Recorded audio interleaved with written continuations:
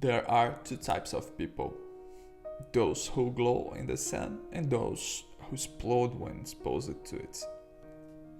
If you are watching this video, you're probably of the second type, and like me, you must react as if develop a third-degree burn every time you open Google Calendar desktop version.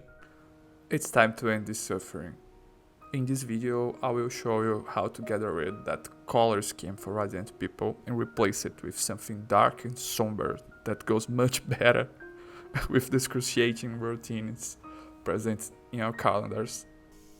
You need a Chrome-based browser. Chrome, Brave, Edge, Opera, anything that supports Chrome extension. The first step is to search Google for a extension called Stylish. Access the Chrome store, install the extension. After installation, a tab will open which the extension tries to squeeze some money out of you. Don't worry, we can proceed without paying anything. After that, we land on this page. Here we'll look for Google Calendar.